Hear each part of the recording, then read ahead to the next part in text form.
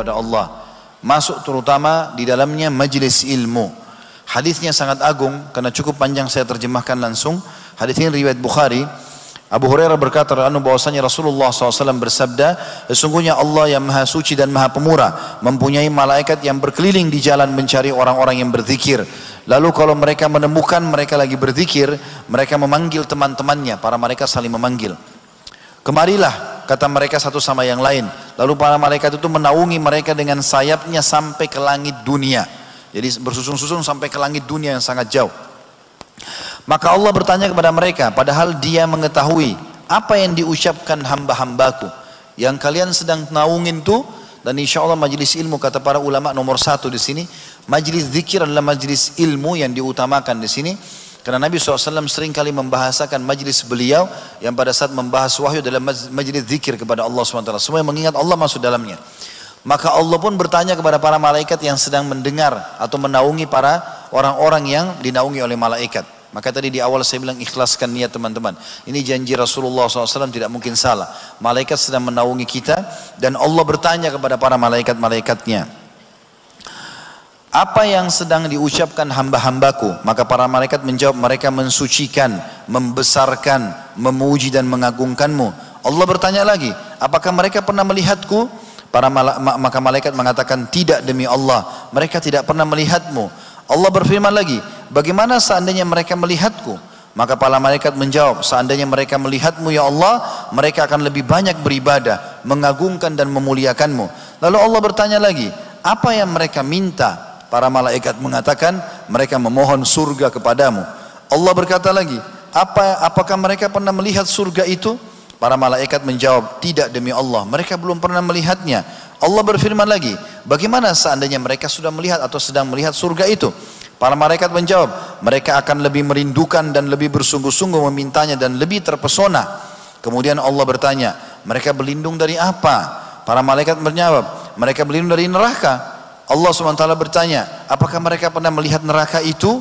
Para malaikat menjawab, tidak demi Allah, mereka belum melihatnya. Allah yang maha suci dan maha pemurah bertanya, bagaimana seandainya mereka melihat neraka itu? Para malaikat menjawab, mereka akan lebih takut dan menghindar darinya. Lalu Allah berfirman lagi, saksikanlah, sesungguhnya aku telah mengampuni mereka. Maka salah satu malaikat berkata, di antara mereka ada si fulan yang tidak termasuk orang-orang yang berzikir, akan tetapi dia datang karena ada sebuah keperluan lain. Maka Allah SWT menjawab, mereka adalah sebuah kaum yang mana orang yang duduk bersama mereka tidak akan sengsara. Kata Ibnu Hajar Al-Asqalani rahimahullah dalam Fathul Bari, sesungguhnya yang dimaksud dengan majlis zikir dengan hadis ini adalah mencakup semua macam zikir kepada Allah, baik orang bertasbih, bertakbir, membaca Al-Quran, berdoa, kebaikan dunia dan akhirat, dan yang paling penting mempelajari hadis-hadis Nabi SAW dan belajar ilmu syar'i. Dan ini menandakan teman-teman juga dikuatkan dengan hadis yang lain yang kata Nabi SAW, siapapun yang datang dalam majlis ilmu ikhlas karena Allah, maka pada saat mereka bubar, malaikat akan mengatakan, bubarlah dalam keadaan dosa-dosa kalian diampuni. Jadi memang ini perlu dengan ikhlas hadir di majlis ilmu itu. Juga teman-teman sekalian, ada hadis yang lain mulia mengucapkan zikir la ilaha illallah.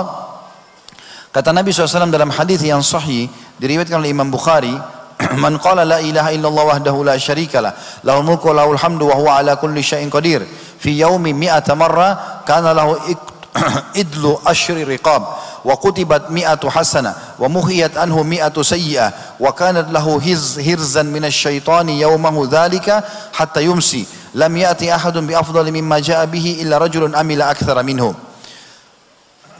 Artinya, barang siapa yang membaca la ilaha illallah wahdahu la syarikalah, tidak ada Tuhan yang berhak disembah kecuali Allah dan tidak ada sekutu bersamanya, lahul mulku wa lahul hamdu, dia pemilik kerajaan dan puji-pujian, wa huwa ala kulli syai'in qadir, dan dia mampu mengerjakan apa yang dia inginkan, dalam satu harinya 100 kali maka akan dicatatkan baginya pahala membebaskan 10 orang budak, dicatatkan baginya 100 pahala, dihapus darinya 100 dosa, dan akan diberikan perlindungan dari syaitan di harinya itu sampai dia tiba di sore hari. Dan tidak ada orang yang datang hari kiamat mengalahkan pahala dia kecuali orang yang berbuat seperti dia atau lebih. Juga teman-teman, di antara zikir yang mulia subhanallahi wa bihamdi, itu saja kalimat ringan.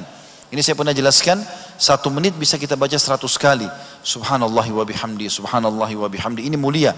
Hadis sahih riwayat Bukhari. Abu Hurairah berkata radhiyallahu anhu, "Man qala subhanallah wa bihamdi mi'ata marrah, huttat anhu khatayahu wa in kanat mithlu zabadil bahr." Siapa yang mengucapkan subhanallah wa bihamdi, maha suci Allah dan segala puji baginya 100 kali dalam sehari, akan digugurkan, dileburkan semua kesalahannya walaupun sebanyak buih di lautan. Ini 100 kali sekitar 1 menit. Lagi lampu merah, lagi di jalan, lagi tunggu antri lift, lagi belanja di pasar, bisa diucapkan subhanallah wa bihamdi sampai 100 kali. Dan juga mengucapkan subhanallah, terutama saya bilang tadi di 10 awal Zulhijjah ini teman-teman sangat mulia. Ya, karena zikir ini adalah yang diperintahkan oleh Nabi sallallahu alaihi wasallam. Dalam hadis yang sahih riwayat Muslim, Mus'ab bin Sa'ad radhiyallahu anhu berkata, "Kunna inda Rasulillah sallallahu alaihi wasallam faqala ayajizu ahadukum ay yaksiba kulla yawmin alfa hasanah?" Fasa'alahu sa'ila min julasai, "Kaifa yaksibu ahaduna alfa hasanah?" Qala yusabbihu mi'ata tasbihah fayuktabu lahu alfu hasanati wa yuhattu anhu alfu atau yuhattu alfu khati'ah. Kami pernah berada di sisi Rasulullah SAW lalu beliau bertanya, apakah seseorang di antara kalian tidak mampu memperoleh 1000 pahala dalam sehari? Maka kata para sahabat, atau apakah kalian tidak mau mendapatkan 1000 pahala dalam sehari? Kata para sahabat, bagaimana bisa kami mendapatkan 1000 pahala ya Rasulullah? Kata Nabi SAW, bertasbih 100 kali, subhanallah, subhanallah, subhanallah 100 kali, maka akan ditulis baginya 1000 kebaikan dan dihapus darinya 1000 kesalahan. Yang terakhir teman-teman, yang ke-15 adalah berbuat semua jenis amal soleh, terutama bakti dengan kedua orang tua. Ini berbuat baik saja, senyum dengan orang tua, menyiapkan makanannya, mengucapkan salam, menanyakan kabarnya, menghilangkan kesusahan, memenuhi kebutuhan, semua berhubungan dengan orang tua ini. Ini bisa membersihkan dosa-dosa. Bahkan sebagian ulama mengatakan di antara hal yang sangat mudah membersihkan sisa dosa besar, bakti dengan orang tua.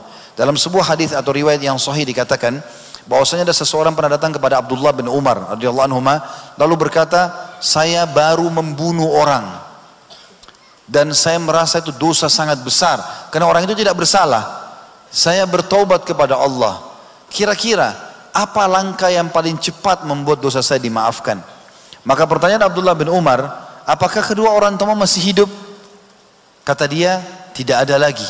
Tidak ada ayah, tidak ada ibu." Lalu dia mengatakan, "Kalau begitu pergilah dan bertobatlah kepada Allah, kemudian beribadalah sampai ajal datang." Lalu Atha bin Abi Rabah, salah satu perawi hadis ini mengatakan, "Wahai Ibnu Umar, saya ingin bertanya, kenapa anda tanya ibu dan ayahnya?" Kata Abdullah bin Umar, "Saya tidak pernah menemukan penyampaian Nabi SAW yang paling cepat dalam membersihkan dosa dibandingkan dengan bakti kepada kedua orang tua." Telepon, kalau sudah di Makassar sekarang atau di kota-kota besar, orang tua masih hidup ada di kampung, telepon, tanya kabarnya, minta didoakan. Doa para ulama atau doa-doa para orang tua itu sangat makbul. Bahkan sebagian ulama mengatakan walaupun orang tua itu kurang dalam ibadah, tetap doanya diprioritaskan oleh Allah Subhanahu wa taala, sebagaimana sabda Nabi SAW yang berbunyi, "Doa orang tua untuk anak tidak akan ditolak." Mumpung mereka masih hidup teman-teman, berdoalah. Sebagian salaf pada saat orang tuanya meninggal satu, dia menangis terisak-isak, ditanya oleh muridnya, "Kenapa?" Dia mengatakan, "Karena setengah pintu surga sudah tertutup, tinggal setengah lagi, saya harus mengejarnya sebelum yang satu ini tertutup lagi buat saya." Allahu alam. Ini bahasan kita insyaallah. Mudah-mudahan apa yang kita kutip pada hari ini bisa mengambil atau diambil manfaat darinya, dan kita berdoa kepada Allah SWT semoga majelis kita diberkahi adanya dan juga semua dosa kita dimaafkan. Alhamdulillahi Rabbil Alamin.